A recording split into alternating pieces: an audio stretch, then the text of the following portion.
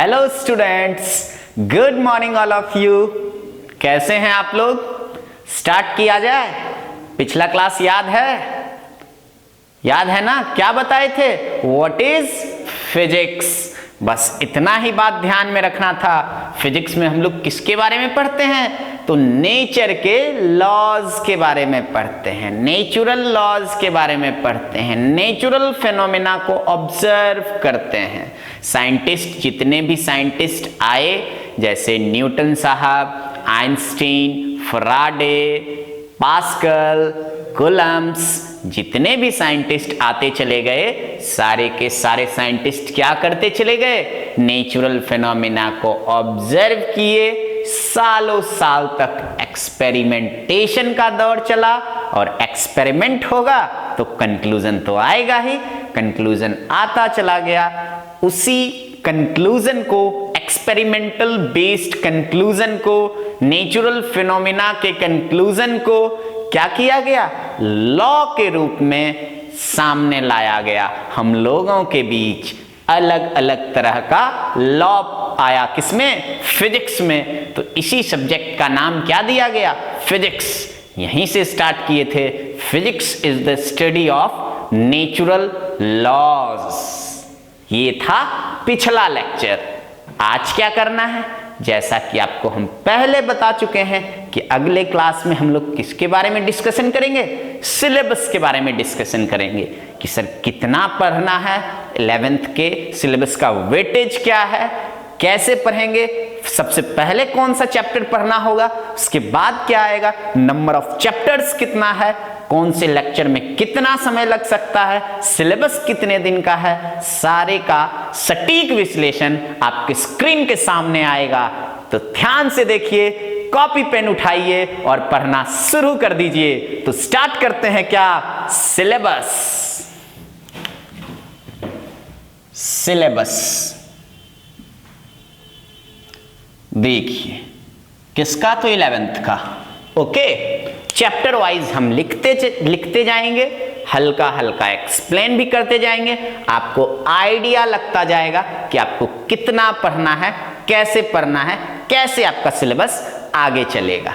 तो देखिए, first lecture जो होगा माय डियर स्टूडेंट्स, वो फर्स्ट लेक्चर जो है, फर्स्ट लेक्चर में देखिए, ऐसे अगर आप एनसीईआरटी का बात करेंगे तो उसमें आता है फिजिकल वर्ल्ड, वही फिजिक्स के बारे में, फिजिक्स का टेक्नोलॉजी से क्या लेना देना है। आज के डेट में आप जो लाइव क्लास देख रहे हैं, जो अपलोड होता है लेक्चर्स आप लोगों के लिए, वो भी क्या है? फिजिक्स का देन है। लैपटॉप, एलईडी, एलसीडी, सब ये जो देख रहे हैं, जितने भी इलेक्ट्रॉनिक्स, इलेक्ट्रिकल आइटम्स है, समझ रहे हैं, वो सब किसका है? फिजिक्स का दिया हुआ है। मतलब एडवांसमेंट ऑफ टेक्नोलॉजी जो हो रहा है, वो किसके वजह से हो रहा है? फिजिक्स के वजह से हो रहा है। तो फिजिक्स का टेक्नोलॉजी के साथ जबरदस्त वाला कनेक्शन है। समझ रहे हैं ना? कनेक्शन है किसका? फिजिक्स का। किसके साथ?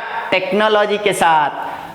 तो यहां हम लोग सबसे पहले जो स्टार्ट करने वाले हैं वो होता है यूनिट एंड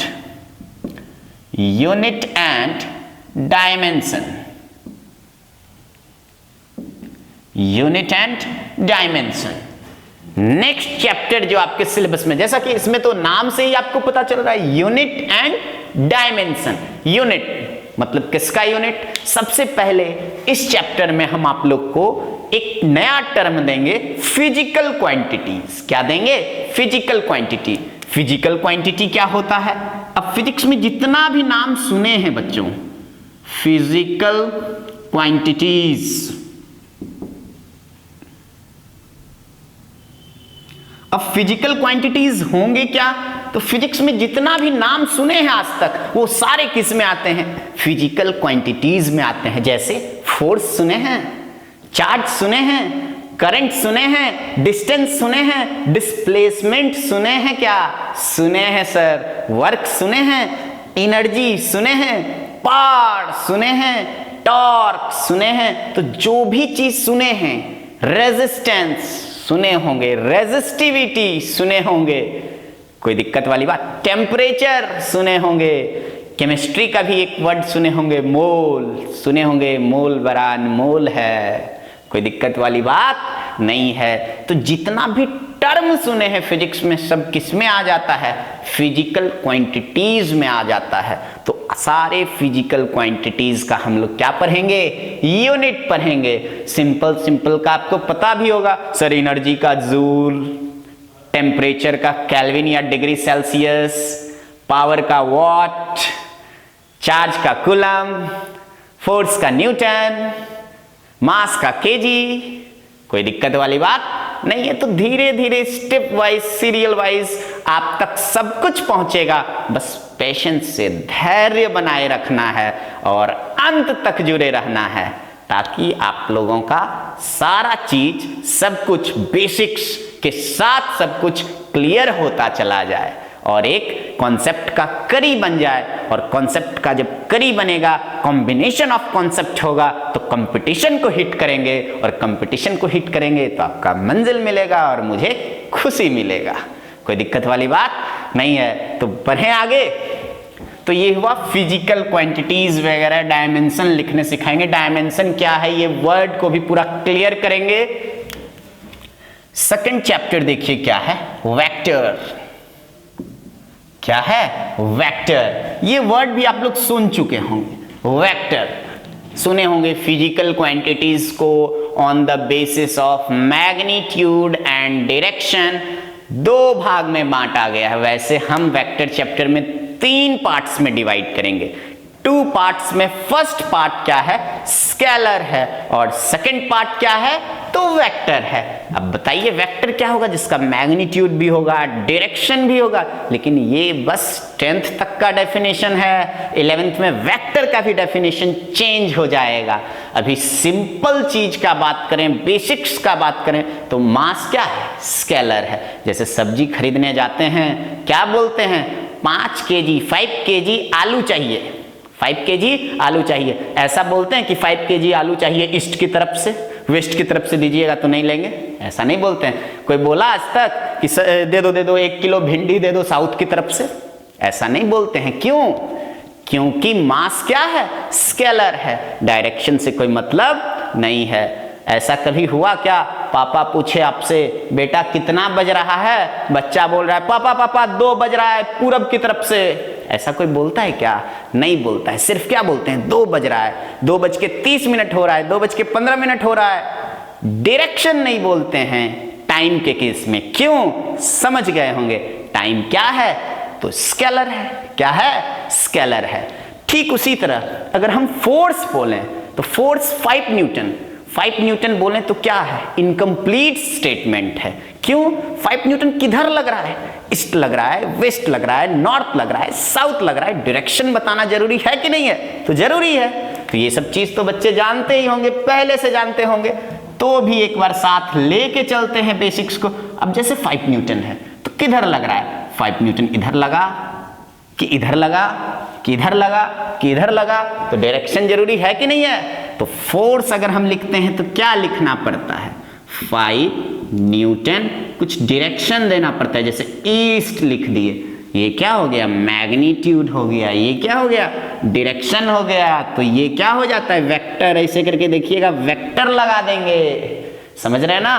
तो चैप्टर आएगा तो उसमें डिटेल में डील करेंगे, कोई दिक्कत वाली बात नहीं है। आगे बढ़ते हैं। अगला देखिए, बहुत इंपॉर्टेंट है और स्पेशली नीट वाले बच्चों को फिजिक्स में, फिजिक्स कमजोर होने का जो सबसे बड़ा कारण है वो यही है जो अभी हम बताने वाले हैं आपको। देखिए यहां हम आपको पढ़ाएंगे बेसिक मैथमेटिक्स,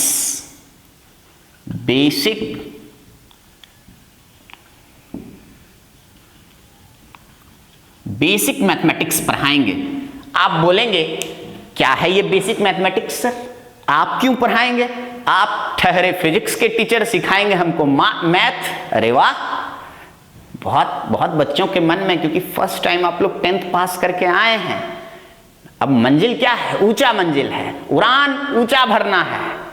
तो क्या करना पड़ेगा, आपको अजीबोगरीब लग रहा होगा कि सर मैथमेटिक्स का बात कर रहे हैं, फिजिक्स के टीचर होते हुए भी। तो पिछले क्लास में हम आपको बता चुके हैं मैथमेटिक्स और फिजिक्स का जबरदस्त वाला कनेक्शन है कि नहीं है, समझ रहे हैं ना। बिना मैथ के बिना फिजिक्स क्या बोलता है, हम सांस भी नहीं ले पाएंगे, बर्बाद हो जाएंगे। तो क्या करना पड़ेगा, फिजिक्स को जीने के लिए मैथमेटिक्स को भी साथ साथ लेके चलना पड़ेगा। कोई दिक्कत वाली बात नहीं है। तो इस चैप्टर में क्या है, ये चैप्टर देखिए एक्चुअल में कोई बुक में कोई चैप्टर नाम से नहीं दिया हुआ कि बेसिक मैथमेटिक्स, लेकिन करना क्या है, आगे के सारे चैप्टर को समझने के लिए बेसिक मैथमेटिक्स का समझना बहुत जरूरी है। इसमें क्या सिखाएंगे हम आपको, तो ट्रिगोनोमेट्री का कुछ पार्ट सिखाएंगे, समझ रहे हैं बात को, ग्राफ सिखाएंगे।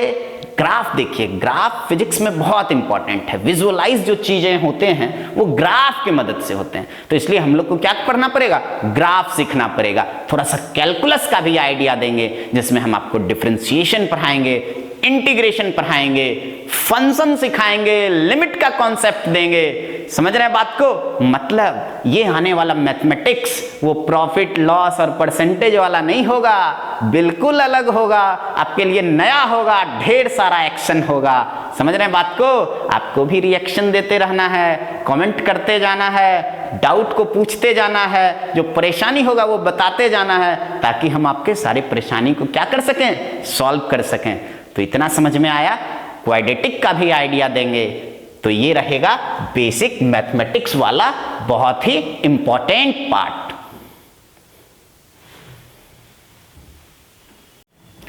तो अब देखिए, इतना समझ में आया, बेसिक मैथमेटिक्स वाला पार्ट समझ में आया, ये यूनिट एंड डायमेंशन क्लियर है, कोई दिक्कत वाली बात नहीं है। वेक्टर हल्का हल्का आइडिया लगा सर, बेसिक मैथमेटिक्स का भी आइडिया लग गया।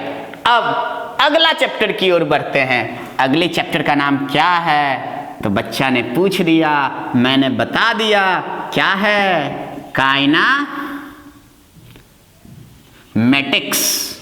क्या नाम है, काइनामेटिक्स।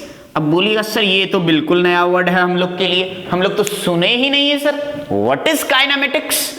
तो मोशन सुने हैं क्लास 9 में, मोशन, रेस्ट मोशन, हाँ वही रेस्ट मोशन, समझ रहे हैं बात को। तो वही उसी चैप्टर को थोड़ा नाम एडवांस करके, क्लास एडवांस हो रहा है, सब कुछ ऊपर जा रहा है, तो नाम भी क्या होगा, अच्छा खासा नाम आ रहा है, काइनामेटिक्स। आगे पढ़िएगा डायनामिक्स, तो अलग अलग नाम आएगा, मैकेनिक्स, तो ऐसा सब नाम आप सुनेंगे।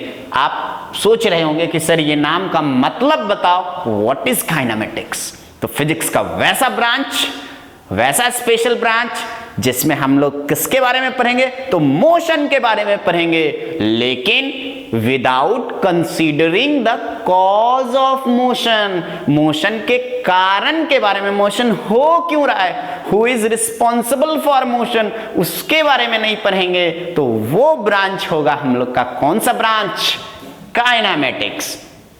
इसमें क्या पढ़ेंगे, तो मोशन पढ़ेंगे, नया टर्म आएगा frame of reference, 1D motion पढ़ेंगे, 2D मोशन पढ़ेंगे, 3D मोशन पढ़ेंगे। आप बोलेंगे सर 1D मोशन क्या है, तो 3 तरह का एक्सिस आपको बताया जाएगा, 3D समझाया जाएगा। ये देखो, ये एक्स एक्सिस इधर हो गया, क्या हो गया, ये एक्स एक्सिस। अब अगर हम ऐसे कर दें तो ये क्या हो गया, वाई एक्सिस। 2 एक्सिस मिल गया तो बन जाता है प्लेन। क्या बन जाता है, प्लेन। प्लेन मतलब ये बोर्ड क्या है, प्लेन है, क्या है, प्लेन है, प्लेन। बोलो ना, आया समझ में, क्योंकि इसमें भी कितना एक्सिस है, एक एक्स एक्सिस है और दूसरा कौन सा एक्सिस है, वाई एक्सिस है।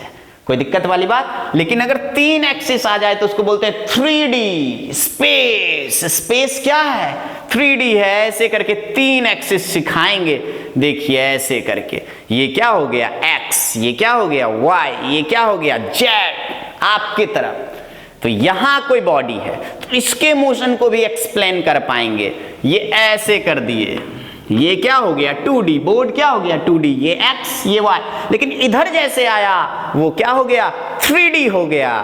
तो 1D 2D 3D अलग अलग तरह के मोशन के बारे में ऑब्जर्व करेंगे हम लोग। अब जैसे 1D क्या होता है, तो सिंपल सा, हम देखिए ऐसे चल रहे हैं, ऐसे चल रहे हैं, अरे बोलो ना, आ रहा है समझ में। तो ऐसे जो चले, कैसे चले, स्ट्रेट लाइन में चले। तो टाइम के साथ क्या हुआ, केवल एक ही एक्सिस चेंज किया ना, तो कौन सा मोशन हो गया, 1D मोशन हो गया।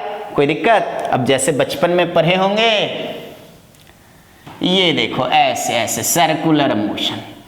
कौन सा मोशन? Circular motion. तो ये सर्कुलर मोशन कैसे मोशन का एग्जाम्पल हो गया बताओ? ये कैसे मोशन का एग्जाम्पल हो गया? 2D मोशन का एग्जाम्पल हो गया। बोलो क्यों? क्योंकि सर दो एक्सिस टाइम के साथ क्या हो रहा है? चेंज हो रहा है। एक्स एक्सिस भी चेंज होगा और वाई एक्सिस भी चेंज होगा और मोशन 2D होगा। इसको दूसरा नाम क्या है? Motion in a plane.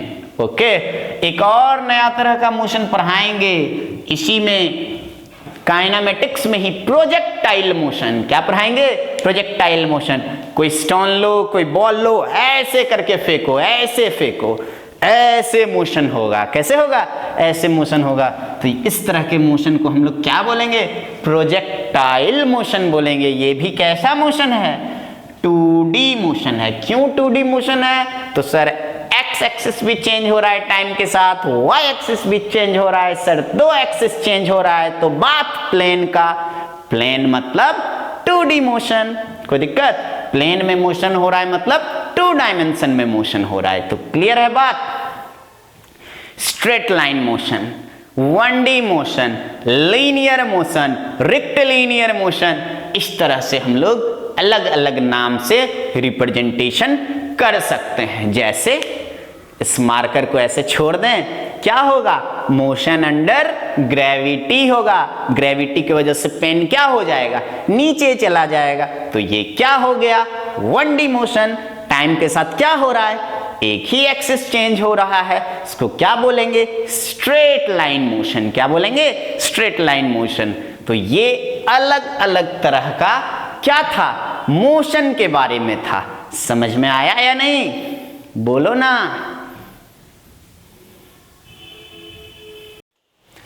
तो इतना समझ में आया। अब ये काइनेमेटिक्स वर्ड भी आप समझ गए होंगे। काइनेमेटिक्स में एक और चीज पढ़ाएंगे, रिलेटिव मोशन पढ़ाएंगे। समझ रहे हैं ना? रिलेटिव, रिलेटिव मतलब हम बोल दे कि हम बहुत सुंदर हैं, वैसे हैं नहीं सुंदर, तो बच्चा कंफ्यूजन में पड़ जाएगा कि सर कितना सुंदर है। अगर हम बोले हम सामने वाले जो इंसान है, सामने में जो इंसान बैठा है उससे ज्यादा सुंदर है, तो बच्चा को एक अंदाजा मिलेगा। जैसे आपको हम बोल दें आप बहुत इंटेलिजेंट हैं, तो बच्चा सोचेगा सर कितना इंटेलिजेंट, किसके रिलेटिव में इंटेलिजेंट? तो फिजिक्स है यहाँ, तो यहाँ तो ब्यूटी और इंटेलिजेंट का बात होगा नहीं, यहाँ तो मोशन चैप्टर है, तो बात किसका होगा? डिस्प्लेसमेंट का। रिलेटिव डिस्प्लेसमेंट पढ़ेंगे, वेलोसिटी पढ़ेंगे, कोई दिक्कत वाली बात नहीं है। अब जैसे डिस्प्लेसमेंट हम अगर बोल दें मेरा डिस्प्लेसमेंट 10 मीटर है, कहाँ से? इस दीवार से या उस दीवार से या आपके घर वाले दीवार से या आपके किचन वाले दीवार से, कहाँ से 10 मीटर सर? तो रिलेटिव वर्ड का मतलब समझ में आया? तो रिलेटिव मोशन में सिखाएंगे तमाम चीजों को। आगे बढ़ते हैं, बस अभी हल्का हल्का देखिए आइडिया दे रहे हैं आप लोग को चैप्टर में क्या है, आपको एक अंदाजा बन जाए कि ओ काइनेमेटिक्स में ऐसा ऐसा होने वाला है। फिर वो जब चैप्टर आएगा तो उसमें तो महीना 25 डेज 30 डेज चलता रहेगा एक चैप्टर, न्यूमेरिकल्स पे न्यूमेरिकल्स आता जाएगा, कॉन्सेप्ट बनता चला जाएगा। तो बढ़ते हैं अगले चैप्टर पे। अगले चैप्टर का नाम है न्यूटन्स लॉ ऑफ मोशन। क्या नाम है? Newton's law of motion. Short में हम इसको बोलेंगे NLM। क्या बोलेंगे? NLM बोलेंगे। कोई परेशानी तो नहीं? देखिए 9th में भी ये सब चीज पढ़ चुके होंगे। न्यूटन्स लॉ ऑफ मोशन मतलब फिजिक्स का चर्चा हो और न्यूटन साहब नहीं आए तो फिजिक्स वर्ड जो है वो क्या हो जाता है? अधूरा रह जाता है। तो आ गए। पिछले चैप्टर में हम क्या बोले थे? काइनेमेटिक्स में सिर्फ मोशन के बारे में पढ़ेंगे, मोशन कैसे हो रहा है इसके बारे में कोई आइडिया नहीं मिला। किस चैप्टर में? काइनेमेटिक्स में, कि क्यों मोशन हो रहा है सर, क्यों प्रोजेक्टाइल मोशन हो रहा है, क्यों हो रहा है ऐसा मोशन, क्यों 1D मोशन के लिए रिस्पॉन्सिबल कौन है? तो आप जानते होंगे मोशन के लिए रिस्पॉन्सिबल है नेट फोर्स। बच्चे बोल जाते हैं कि मोशन के लिए फोर्स रिस्पॉन्सिबल है, मिसलीडिंग कॉन्सेप्ट है, गलत कॉन्सेप्ट है। मोशन के लिए सिर्फ फोर्स नहीं, नेट फोर्स चाहिए। क्या चाहिए? नेट फोर्स चाहिए। अब जैसे देखो ये जैसे बॉडी है, मान लेते हैं यही बॉडी है, इधर की तरफ क्या लग रहा था, 5 न्यूटन लग रहा था। अब इधर की तरफ भी कितना लगा दें, मान लेते हैं 5 न्यूटन लगा दें। क्या इसका मोशन होगा?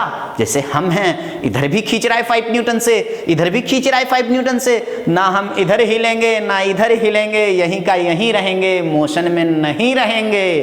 फोर्स तो लग रहा था, मोशन तो होना चाहिए था, मोशन क्यों नहीं हुआ? क्योंकि नेट फोर्स नहीं था।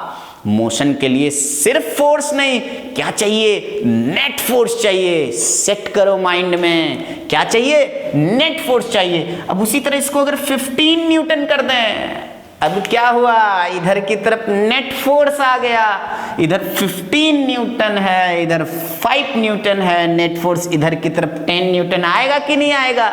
तो बॉडी के मोशन की जिम्मेदारी किसकी? नेट फोर्स की। कोई दिक्कत वाली बात नहीं है। तो इस Newton's law of motion chapter में हम आपको इनर्शिया का फील्ड देंगे। इनर्शिया क्या होता है? Inertia of rest, inertia of motion, inertia of direction. बोलो ना, इनर्शिया वर्ड पढ़े होंगे। इनर्शिया किस पे डिपेंड करता है? तो बॉडी के मास पे डिपेंड करता है।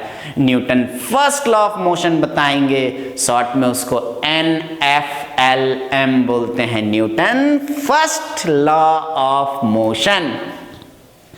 उसके बाद क्या सिखाएंगे? आगे बढ़ेगा चैप्टर, लीनियर मोमेंटम का कॉन्सेप्ट देंगे, Newton second law of motion explain करेंगे, फिर Newton third law of motion भी आएगा, और आगे चल के एक्शन रिएक्शन पेयर समझाएंगे।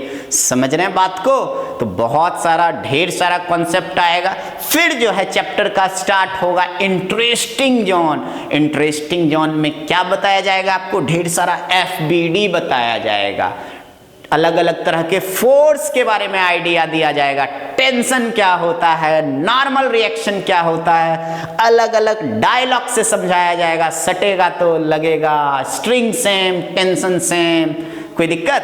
तो अलग अलग कॉन्सेप्ट को डील करते हुए चैप्टर आगे बढ़ेगा। बहुत इंटरेस्टिंग चैप्टर है, अलग अलग तरह का क्वेश्चन आएगा।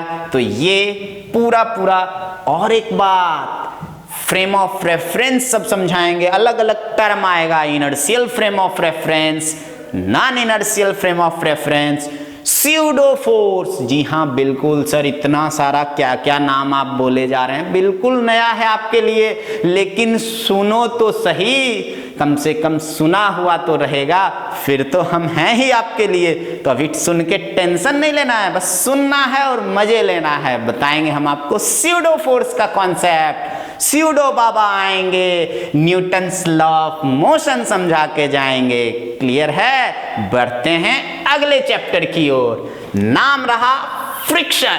क्या नाम है? फ्रिक्शन। तो उधर मिटाते हैं, तब आगे बढ़ेंगे। तो देखिए अगला चैप्टर क्या है। बच्चा बोला सर बोलो ना, क्या है अगला चैप्टर? तो हम तो बोल ही चुके हैं। नेक्स्ट चैप्टर का नाम क्या है? तो फ्रिक्शन है। चैप्टर नंबर हो जाएगा ये 5। लिखेंगे हम लोग क्या? फ्रिक्शन। क्या लिखेंगे? फ्रिक्शन लिखेंगे। कोई दिक्कत वाली बात नहीं है। अब देखिए इस चैप्टर तक क्या है, जितने भी प्रॉब्लम हम बनाएंगे उसमें क्या होगा? फ्रिक्शन का कॉन्सेप्ट नहीं होगा।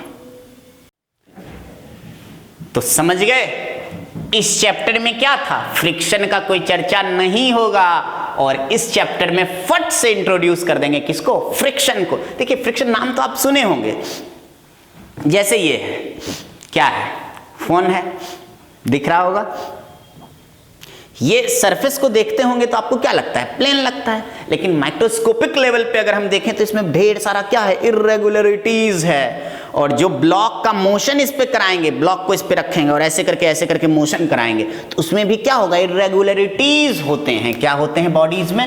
ऐसे करके इर्रेगुलरिटीज होते हैं, और इर्रेगुलरिटीज आपस में क्या होता है? फंस जाता है जाके। इसमें देखिए इंटरलॉक होगा, इंटरलॉक होगा। क्या हो जाएगा? इंटरलॉक होगा। और इंटरलॉक होने से जैसे इसमें जाके फंसेगा, मोशन को अपोज करेगा, नाम आ जाएगा क्या?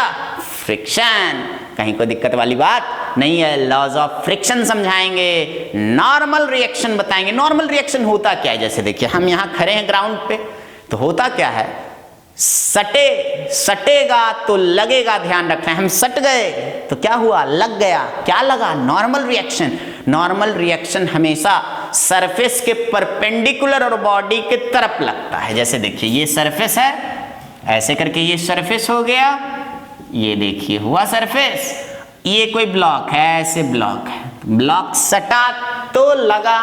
क्या लगा, बच्चा बोला नॉर्मल रिएक्शन। किधर लगेगा, सरफेस के परपेंडिकुलर। सरफेस के परपेंडिकुलर तो ऊपर भी होगा, सरफेस के परपेंडिकुलर नीचे भी होगा, लेकिन सरफेस के परपेंडिकुलर किधर होगा, बॉडी जिधर है उधर होगा। सरफेस के परपेंडिकुलर बॉडी क्या नीचे है, नहीं, बॉडी क्या है, ऊपर है। तो ये नॉर्मल रिएक्शन जो है ऐसे लगेगा। इसी को हम लोग बोलते हैं सटेगा तो लगेगा। लॉज ऑफ फ्रिक्शन में सब समझाएंगे आपको।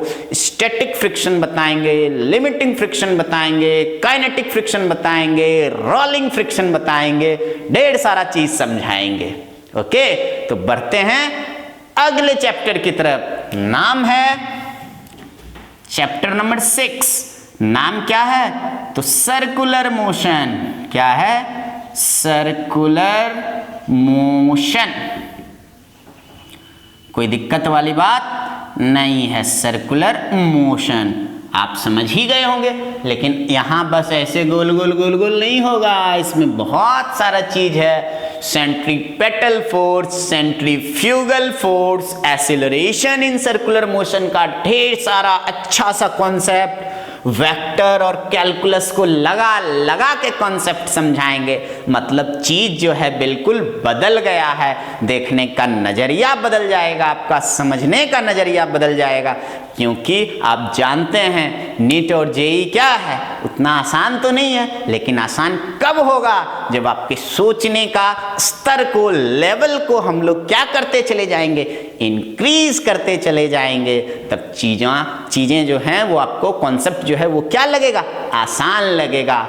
हमेशा प्रैक्टिस पे ध्यान देना होगा, तब जाके सारा काम सुचारू रूप से चलेगा। तो ये था सर्कुलर मोशन। बढ़ते हैं अगले चैप्टर की तरफ। नाम है वर्क, एनर्जी एंड पावर। क्या नाम है, मिटाते हैं इसको।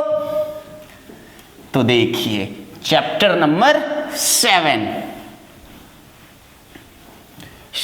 क्या है, तो लिखते हैं वर्क, एनर्जी एंड पावर। कोई दिक्कत वाली बात नहीं है, वर्क भी जानते होंगे। फिजिक्स में हम घर से चले, ओके, स्कूल आए, स्कूल से फिर वापस घर गए, बताओ वर्क डन कितना। बच्चा बोला सर आपने तो कोई काम ही नहीं किया अकॉर्डिंग टू फिजिक्स। क्यों, क्योंकि अगर डिस्प्लेसमेंट 0 होता है तो वर्क भी 0 होता है। जिस बच्चे का कॉन्सेप्ट बचपन में क्लियर होगा, 9th-10th अच्छे से पढ़े होंगे, वैसे बच्चों को ये सब चीज पता होगा। तो वर्क के बारे में समझाएंगे, एनर्जी समझाएंगे, kinetic energy, potential energy. Potential energy को एनर्जी ऑफ कॉन्फ़िगरेशन भी कहते हैं। कोई दिक्कत वाली बात, म्यूचुअल एनर्जी। तो बहुत सारा कॉन्सेप्ट बताएंगे, conservative force, non conservative force सिखाएंगे, वर्क एनर्जी थ्योरम बताएंगे, मोमेंटम का कॉन्सेप्ट भी आएगा। तो अच्छा खासा स्प्रिंग फोर्स के बारे में बताएंगे, मजा आ जाएगा। कोई दिक्कत वाली बात नहीं है। तो ये क्या था, वर्क, एनर्जी एंड पावर। बढ़ते हैं नेक्स्ट चैप्टर की तरफ। नाम क्या है, तो नाम है 8th चैप्टर है, सेंटर ऑफ मास। क्या नाम है, सेंटर ऑफ मास। इसको लिखते क्या है, तो COM। ये क्या हो गया, सेंटर ऑफ मास हो गया। सेंटर ऑफ मास नया चैप्टर होगा। रिजिड बॉडी समझाएंगे, सेंटर ऑफ मास का कोऑर्डिनेट फाइंड करवाएंगे। तो ये सब चैप्टर को हम लोग, ये सब चैप्टर पढ़ने के बाद हम लोग अगले चैप्टर में आएंगे, जिसका नाम क्या हो जाएगा, रोटेशन हो जाएगा। क्या हो जाएगा, रोटेशन। कोई दिक्कत वाली बात नहीं है, हम लोग क्या करना स्टार्ट कर देंगे, रोटेट करना स्टार्ट कर देंगे। मतलब मोशन अपने चरम में होगा। सबसे जबरदस्त चैप्टर मैकेनिक्स का क्या है, रोटेशनल डायनामिक्स। एंगुलर डिस्प्लेसमेंट बताना पड़ेगा, एंगुलर वेलोसिटी आ जाएगा, एंगुलर एक्सेलरेशन आ जाएगा, एंगुलर मोमेंटम आ जाएगा, एंगुलर फोर्स मतलब टॉर्क, नया नाम है। Rotating effect of force is known as torque. Torque क्या है, दरवाजा खोले तो बताओ क्या लगाए, फोर्स लगाए या टॉर्क लगाए, तो टॉर्क लगाए। क्यों, क्योंकि खोले तो इफेक्ट कैसा है, रोटेटिंग इफेक्ट। अब जैसे देखो सिंपल सा बात है, हम ऐसे चले, इसका इफेक्ट क्या है, लीनियर मोशन, सीधा चल रहे हैं। लेकिन ऐसे देखो, ये जैसे बुक है, ये ऐसे बुक है, ओके, खोल दें, बोलो ना, खोलें, पक्का ना, कोई दिक्कत नहीं है, खोलते हैं। इसको खोल दिए, ऐसे खोले, फिर ऐसे बंद किए, फिर ऐसे खोले, फिर ऐसे बंद किए। ये क्या हो रहा है, क्या सीधा ऐसे ऐसे मोशन हो रहा है बुक का? नहीं, बिल्कुल नहीं। इसका कैसा मोशन हो रहा है, रोटेशनल मोशन हो रहा है। ये इसको बोलते हैं एक्सिस, इस लाइन को क्या बोलते हैं, एक्सिस बोलते हैं। और इस लाइन के अबाउट ये बॉडी क्या हो रहा है, घूमेगा, ऐसे ऐसे घूमेगा। देखो देखो इधर ध्यान से देखो, मोशन ऐसे घूम रहा है, ऐसे ऐसे घूम रहा है, ऐसे ऐसे। ये ऐसा मोशन हो रहा है किसका, इस बॉडी का, इस एक्सिस के अबाउट। कोई दिक्कत? तो ये इसका इफेक्ट क्या है, इफेक्ट है रोटेशनल। इसलिए इसको फोर्स नहीं बोल के क्या नाम दिया गया, एक नया नाम दिया गया, क्या, टॉर्क दिया गया। तो इसमें रोलिंग मोशन सिखाएंगे, रोलिंग विदाउट स्लिपिंग, रोल करेगा, सॉलिड सिलेंडर। कोई दिक्कत? डिस्क के बारे में बताएंगे, रिंग के बारे में पढ़ाएंगे, मोमेंट ऑफ इनर्शिया समझाएंगे। मतलब चैप्टर में ढेर सारा कॉन्सेप्ट होगा। वंस अगेन फिर से एक मजेदार चैप्टर है, मतलब कि रोटेशन। बढ़ते हैं नेक्स्ट चैप्टर की तरफ। क्या नाम है सर? तो अगले चैप्टर का नाम है SHM। बच्चा बोला क्या बोले, हम बोले SHM। फिर बच्चा पूछा क्या बोले, अरे ये बोले, देखो ध्यान से, क्या है, सिंपल हार्मोनिक, हार्मोनिक मोशन। क्या है, सिंपल हार्मोनिक मोशन। इसको लिखते किससे हैं, तो SHM शॉर्ट में लिखेंगे, सिंपल हार्मोनिक मोशन। अब देखो इधर ध्यान से, वाइब्रेशन समझाएंगे, ऑसिलेशन दिखाएंगे। कोई दिक्कत वाली बात नहीं है। गिटार बजाते हैं ना, पेड़ से फल गिरता है, डाली को हिलाते हैं, सब समझाएंगे क्या ऑसिलेशन है, कौन सा वाइब्रेशन है। कोई दिक्कत वाली बात नहीं, हर जगह फिजिक्स है। चाहे आप छत पे चढ़ के गिटार क्यों ना बजा रहे हों, वहां भी फिजिक्स है। देख रहे हैं कहां तक हम पहुंच रहे हैं, आपके अंदर तक हम घुसते चले जा रहे हैं। कोई दिक्कत वाली बात नहीं है। अपना भी परेशानी बताते रहना है, कमेंट करते रहना है। क्लियर है बात? तो सिंपल हार्मोनिक मोशन में एकदम साइन का ग्राफ सिखाएंगे, कॉस का ग्राफ सिखाएंगे, थोड़ा ट्रिगोनोमेट्री का इस्तेमाल करेंगे, ढेर सारा कैलकुलस होगा। और IIT JEE और मेडिकल नीट में तो एकदम कंफर्म क्वेश्चन रहेगा सिंपल हार्मोनिक मोशन से। तो ये क्या है, ये एक फिर से चैप्टर आया SHM। तो यहां तक समझ गए, नाम तो सुन ही लिए होंगे, मेरा नहीं, चैप्टर्स का बात कर रहे हैं। अगला चैप्टर की ओर बढ़ते हैं। अगले चैप्टर का नाम है, जाना पहचाना नाम है, क्या है, तो नाम है ग्रेविटेशन। क्या नाम है, gravitation. Chapter number 11, it is gravitation. Getting my points, बोलो ना। ग्रेविटेशन देखिए, बहुत अच्छा चैप्टर है। न्यूटन्स लॉ ऑफ ग्रेविटेशन पढ़े होंगे, F = G m1 m2/r²। इसमें न्यूटन साहब फिर से आएंगे, केपलर साहब भी आएंगे, प्लेनेटरी मोशन को लेके। नहीं, law of time period, law of orbits, law of areas, ये सब बताएंगे। ग्रेविटेशनल फील्ड के बारे में सिखाएंगे, ग्रेविटेशनल फोर्स के बारे में सिखाएंगे कि ग्रेविटेशनल फोर्स हमेशा क्या होता है नेचर में, एट्रैक्टिव होता है। एट्रैक्शन समझते हैं ना, एट्रैक्टिव होता है। सर रिपल्सिव क्यों नहीं होता है?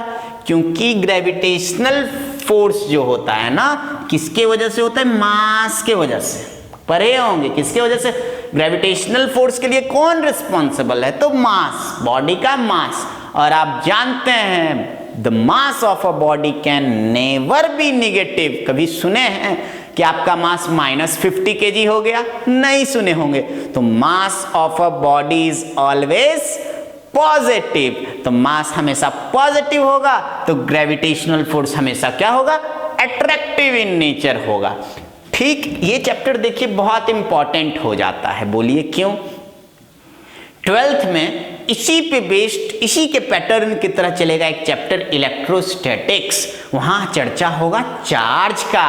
तो इलेक्ट्रोस्टैटिक फोर्स जो होता है ना, वो अट्रैक्टिव भी होगा और रिपल्सिव भी होगा। बोलिए क्यों? क्योंकि वहां चार्ज जो होता है वो पॉजिटिव भी होता है, नेगेटिव भी होता है। लेकिन यहां ग्रेविटेशनल फोर्स के लिए रिस्पॉन्सिबल है मास, और मास तो कभी नेगेटिव सुने ही नहीं है। मास हमेशा पॉजिटिव होता है, तो ग्रेविटेशनल फोर्स हमेशा और हमेशा नेचर में क्या होगा? अट्रैक्टिव होगा। बताए ना मजे वाला बात। बढ़े आगे, इसमें और सब चीज बताएंगे। एक्सेलरेशन ड्यू टू ग्रेविटी, छोटकी जी के बारे में बताएंगे। बड़की जी तो न्यूटन्स लॉ ऑफ ग्रेविटेशन में आया था, यूनिवर्सल ग्रेविटेशनल कांस्टेंट जिसको बोलते हैं ये। तो स्मॉल जी के बारे में बताएंगे, acceleration due to gravity, graph सिखाएंगे, ग्रेविटेशनल पोटेंशियल एनर्जी सिखाएंगे। तो बहुत सारा टर्म है। उसके बाद सैटेलाइट मोशन के बारे में भी सिखाएंगे। सैटेलाइट मोशन क्या होता है, टाइम पीरियड कैसे निकालेंगे, मतलब ढेर सारा कॉन्सेप्ट फिर से आएगा किसमें? ग्रेविटेशन में। तो ये पूरा जो था ना चैप्टर नंबर 11 तक आपका था पार्ट 1। एनसीईआरटी के हिसाब से देखें तो एनसीईआरटी पार्ट 1 में ये 11 चैप्टर है, जिसको हम लोग एक कंबाइंड नाम देते हैं मैकेनिक्स। क्या नाम देते हैं? मैकेनिक्स। बच्चे बोल रहे होंगे क्या बोल दिए सर, तो लिख देते हैं। क्या नाम दिए? मैकेनिक्स नाम दिए। अब मैकेनिक्स क्या है तो याद कीजिए, कुछ देर पहले अभी सुनाए थे काइनेमेटिक्स। उसके बाद क्या सुनाए? उसके बाद आया था न्यूटन्स लॉ ऑफ मोशन वाला चैप्टर, फ्रिक्शन वाला चैप्टर, वो सबको बोलते हैं डायनामिक्स। काइनेमेटिक्स क्या था? मोशन पढ़ते थे, बस मोशन हो रहा था। क्यों हो रहा था? मोशन के कारण के बारे में नहीं सुने थे। Dynamics, Newton's law of motion, force का चर्चा किया, टेंशन का चर्चा किया, नॉर्मल रिएक्शन का चर्चा किया, स्यूडो फोर्स का चर्चा किया। आगे आया circular motion, centripetal force, centrifugal force, frictional force, मतलब ढेर सारा फोर्स आया। मतलब मोशन के कारण के बारे में, कॉज ऑफ मोशन का चर्चा होता है किसमें? कौन से ब्रांच में? डायनामिक्स में। तो एक हो गया काइनेमेटिक्स, सिर्फ मोशन वाला पार्ट। एक हो गया डायनामिक्स, मोशन के कारण वाला पार्ट। कोई दिक्कत? और दोनों को मिला दीजिए तो बन जाएगा क्या? मैकेनिक्स। मोशन भी पढ़ना है और मोशन के कॉज को भी पढ़ना है, तो दोनों का एक कंबाइंड नाम क्या हो गया? मैकेनिक्स। तो फिजिक्स का वैसा branch in which we study the motion as well as cause of motion, दोनों का कंबाइंड नाम इज मैकेनिक्स। कोई दिक्कत वाली बात नहीं है। अब किसका चर्चा होगा? पार्ट 2 का। This is all about NCERT part 1। तो इतना समझ गए? उम्मीद करते हैं एनसीईआरटी पार्ट 1 में जितने भी चैप्टर्स हैं, सारे चैप्टर्स का नाम आपके जुबां पे आ गया होगा। आगे बढ़ते हैं पार्ट 2 की तरफ। बच्चे सोच रहे होंगे सर कितना सारा चैप्टर्स है। तो जी हाँ, चैप्टर तो है, मंजिल बड़ा तो मेहनत ज्यादा करना पड़ेगा। यूं ही इंजीनियर डॉक्टर नहीं बन जाते हैं सब। कोई दिक्कत वाली बात नहीं है। तो बात करते हैं किसका? तो पार्ट 2 का। तो देखिए पार्ट 2 में 11 के बाद 12 अगला चैप्टर आता है इलास्टिसिटी। कोई दिक्कत वाली बात नहीं है। इलास्टिसिटी, आप बोलेंगे सर ये इलास्टिसिटी है क्या? हम पूछेंगे रबड़ ज्यादा इलास्टिक है या स्टील ज्यादा इलास्टिक है? आप निश्चित बोलेंगे रबड़ ज्यादा इलास्टिक है, लेकिन अकॉर्डिंग टू फिजिक्स स्टील ज्यादा इलास्टिक है। मतलब कोई भी बॉडी पे अगर हम फोर्स लगाएंगे तो होगा क्या? बॉडी अपना शेप एंड साइज क्या कर लेगा? चेंज कर लेगा। कोई दिक्कत? करेगा चेंज? बिल्कुल करेगा। तो इलास्टिसिटी क्या होता है? बॉडी के ओरिजिनल शेप और साइज मेंटेन करने के कैपेसिटी को क्या बोलते हैं? प्रॉपर्टी को इलास्टिसिटी बोलते हैं। अब जैसे खींचे और बॉडी अपना ओरिजिनल शेप रिगेन कर लिया, कोई दिक्कत? तो जो बॉडी जितना जल्दी अपना साइज क्या कर लेगा? अपना शेप, अपना ओरिजिनल शेप रिस्टोर कर लेगा, वो बोलेंगे वो बॉडी क्या है? ज्यादा इलास्टिक है। टेंशन नहीं लेना है। स्ट्रेस सिखाएंगे, स्ट्रेंथ सिखाएंगे, मॉडुलस ऑफ इलास्टिसिटी सिखाएंगे, हुक्स लॉ समझाएंगे। कोई दिक्कत वाली बात नहीं है। बल्क मॉडुलस ऑफ इलास्टिसिटी सिखाएंगे, यंग्स मॉडुलस ऑफ इलास्टिसिटी सिखाएंगे, मॉडुलस ऑफ रिजिडिटी सिखाएंगे, पॉइजन्स रेशियो बताएंगे। मतलब फिर से नया नया ढेर सारा टर्म किसमें? इलास्टिसिटी चैप्टर में। बढ़ते हैं नेक्स्ट चैप्टर की तरफ। नाम क्या है? तो चैप्टर नंबर 13 है आपका फ्लूइड, फ्लूइड डायनामिक्स। क्या है? तो फ्लूइड डायनामिक्स है। अब फ्लूइड क्या होगा? पहले ही पढ़े होंगे आप लोग। Substance which can flow, liquid and gases को क्या बोलेंगे?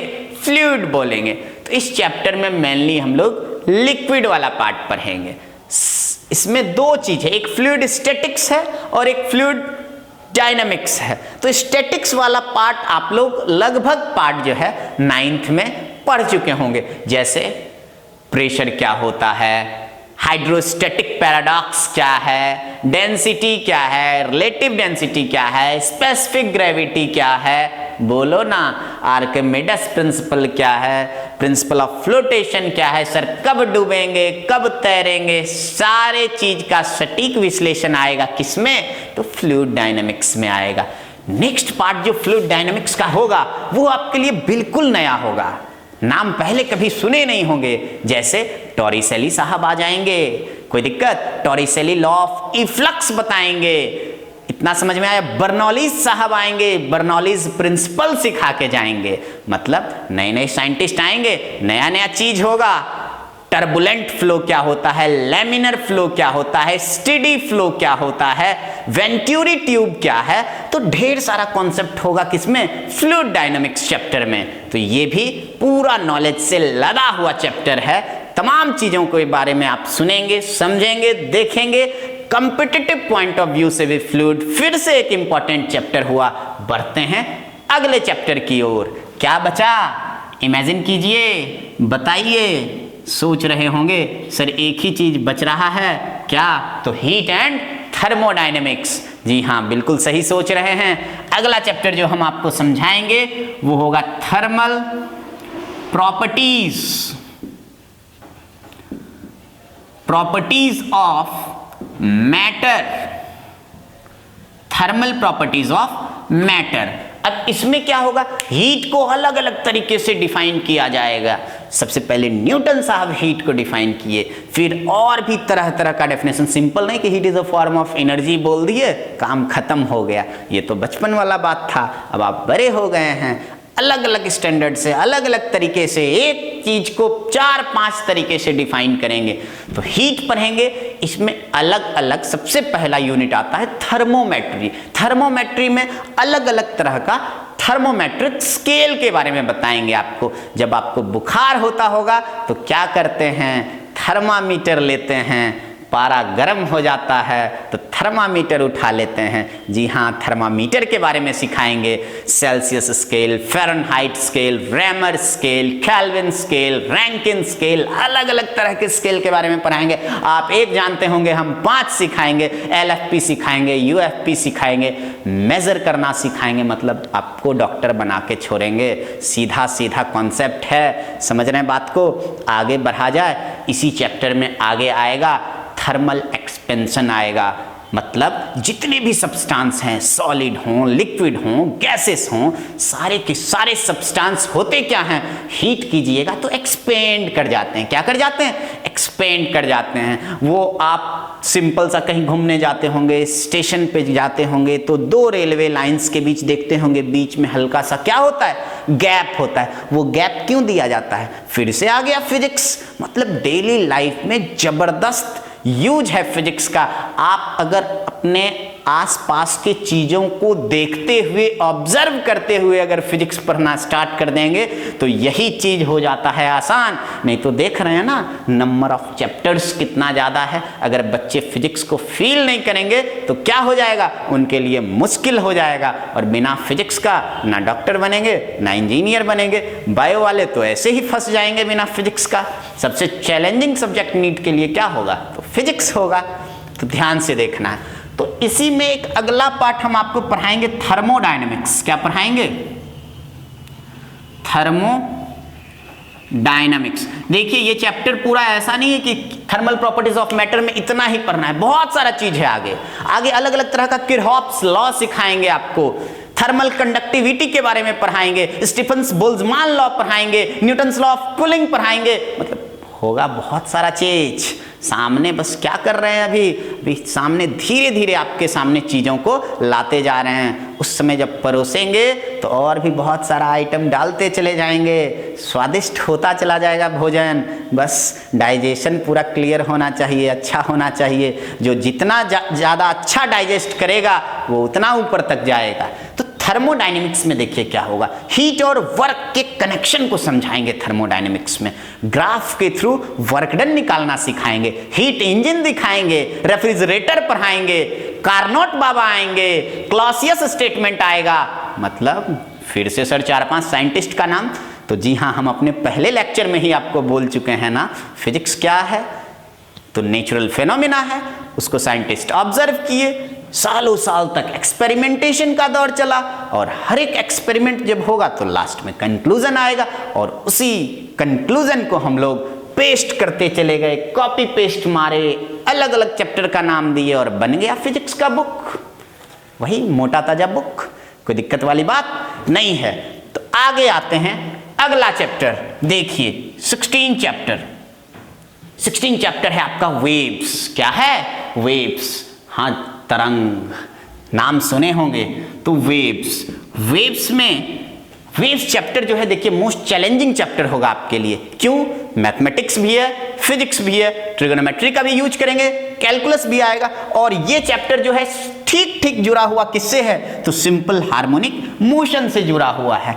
इसका इक्वेशंस आपको लिखने आएंगे, लिखने अगर आ गया SHM का तो वेव्स भी समझ जाएंगे। इसी में अगला चैप्टर थोड़ा सा हो जाता है साउंड। हाँ, साउंड जो आप सुन रहे हैं, जो सुनते हैं, साउंड में हम क्या करेंगे? नॉट समझाएंगे, एंटी नॉट समझाएंगे, ऑर्गन पाइप बताएंगे। कोई दिक्कत? म्यूजिकल इंस्ट्रूमेंट कैसे चलता है, क्या है, रेजोनेंस क्या है, तो सब कुछ समझाएंगे। किसमें? वेव्स और साउंड को एक ही पार्ट बोल सकते हैं या अलग अलग भी बोल सकते हैं, दोनों आपस में क्या है?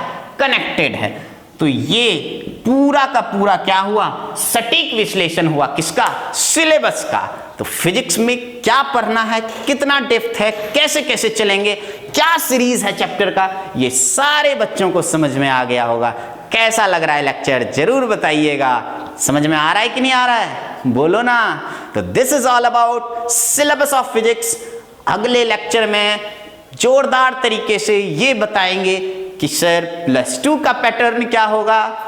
जो बच्चे नीट का सोच रहे हैं उसका पैटर्न क्या होगा, सर जेई कैसे निकलेगा, एडवांस तक कैसे जाएंगे, तो सारे के बारे में बुक बताएंगे, इंपॉर्टेंट बुक क्या है, और हम लोग के इंस्टीट्यूट का स्पेशल असाइनमेंट स्टडी मटेरियल जो हम लोग के एक्सपर्ट के द्वारा तैयार किया गया है उसका क्या वैल्यू है, जो आपके लिए कितना हेल्प करेगा आपको अपने मंजिल तक पहुंचने में। तो ये रहा सिलेबस का चर्चा। मिलते हैं अगले लेक्चर में। Thank you.